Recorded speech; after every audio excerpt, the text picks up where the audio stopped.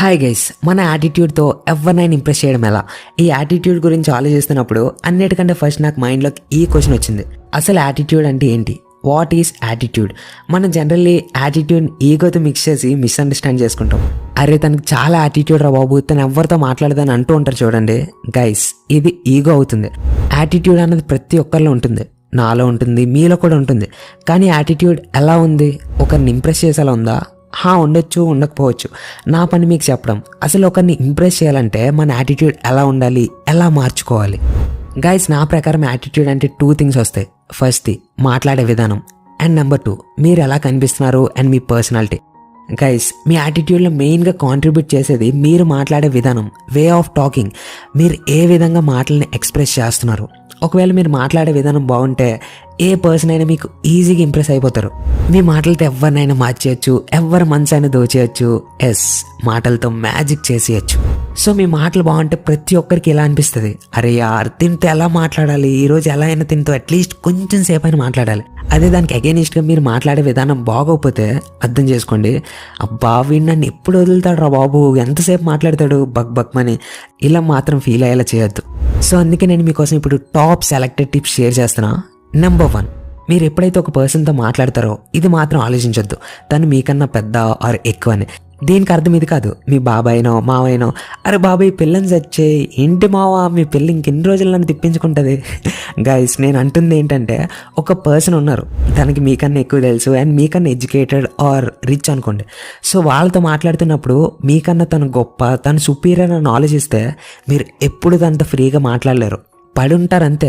అంటే మీ ఫీలింగ్స్ సరిగ్గా ఎక్స్ప్రెస్ చేయలేరు అండ్ చాలా అండర్ కాన్ఫిడెంట్ అయిపోతారు.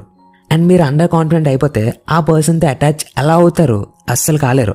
సో అందుకే తను రిచ్ అని, ఎక్కువ ఎడ్యుకేటెడ్ అని ఆలోచించొద్దు. అసలు నీకేం తక్కువ మచ్చా? అండ్ సిమిలర్గా ఇలా కూడా ఆలోచించకూడదు, ఒక పర్సన్ మీకన్నా తక్కువ అంటే తనకి మీకన్నా తక్కువ తెలియడం ఆర్ మీకన్నా పూర్ అవడం ఎక్సెట్రా. బికాస్ మీరు ఒక పర్సన్తో ఎలా ఆలోచిస్తే మీరు తనను మంచిగా ట్రీట్ చేయలేరు అండ్ ఒకరిని సరిగ్గా ట్రీట్ చేయకపోతే తనతో సరిగ్గా మాట్లాడలేరు అండ్ నెక్స్ట్ టైం వాళ్ళు కూడా మీతో మాట్లాడడానికి ఇంట్రెస్ట్ చూపించరు. Next number 2, eye contact. ఎప్పుడైతే ఒకరితో మాట్లాడతారో వాళ్ళతో ఐ కాంటాక్ట్లో ఉండడం చాలా ఇంపార్టెంట్. మీరు ఒకవేళ ఐ కాంటాక్ట్ ఇవ్వకుండా అటు ఇటు చూస్తే మీకు తనతో మాట్లాడడానికి ఇంట్రెస్ట్ లేదేమో అని ఫీలింగ్ వస్తుంది వాళ్ళకి, లేదా వాళ్ళు చెప్పేది మీకు అర్థం కావట్లేదేమో అనుకుంటారు. సో మీరు ఇలా షో చేస్తే నెక్స్ట్ టైం ఇంప్రెస్ అవ్వడం గురించి పక్కన పెట్టండి, అట్లీస్ట్ మీతో మాట్లాడడం కూడా ఇంట్రెస్ట్ చూపించరు. అందుకే ఐ కాంటాక్ట్ మెయింటైన్ చేయండి. నెంబర్ 3, ఒకరిని మీ యాటిట్యూడ్తో ఇంప్రెస్ చేయాలనుకుంటే మీరు వాళ్ళ మాటలకి ఇంట్రెస్ట్ చూపించడం చాలా ఇంపార్టెంట్. అసలు ఇంట్రెస్ట్ ఎలా చూపించాలి భయ్యా? నేను చెప్తా.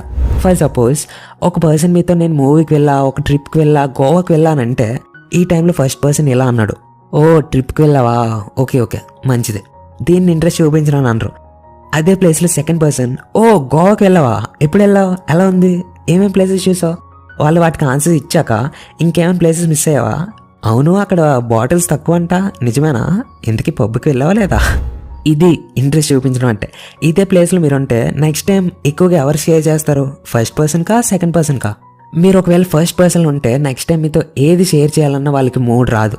ఒక్కసారి చెక్ చేసుకోండి, మీరు మీ గర్ల్ ఫ్రెండ్ ఎవరితో అయినా ఇలా ఉంటున్నారేమో అని. వాళ్ళేమో చాలా ఎక్సైటింగ్గా మీతో ఒకటి చెప్దామని వచ్చినప్పుడు మీరేమో ఓకే మంచిదని అంటే ఎలా ఉంటుంది? ఇలా ఉంటే మీ మీద ఇంట్రెస్ట్ పోయి బ్రేకప్స్ అయ్యే ఛాన్సెస్ కూడా చాలా ఉన్నాయి. సీరియస్గా చెప్తున్నా, పాపం వాళ్ళైనా ఎంత భరిస్తారు, వాళ్ళకు కూడా కొన్ని ఎక్స్పెక్టేషన్స్ ఉంటాయిగా. సో సెకండ్ పర్సన్లో ఉన్న బిహేవియర్ని మెల్లమెల్లగా అడాప్ట్ చేసుకోండి. ఇలా ఉంటే ఎవరైనా ఇంప్రెస్ అయిపోతారు. ఒకరితో అటాచ్ అవ్వాలంటే వాళ్ళు చెప్పేదానికి ఇంట్రెస్ట్తో రెస్పాండ్ అవ్వాలి. ఇది మీ బిహేవియర్లోకి తీసుకొని వస్తే చాలు, చేంజెస్ ఆటోమేటిక్గా వచ్చేస్తాయి. నెంబర్ 4, ఎవరైనా మీతో మాట్లాడడానికి ఇంట్రెస్ట్ చూపించాలంటే ఫస్ట్ తను చెప్పేది వినాలి.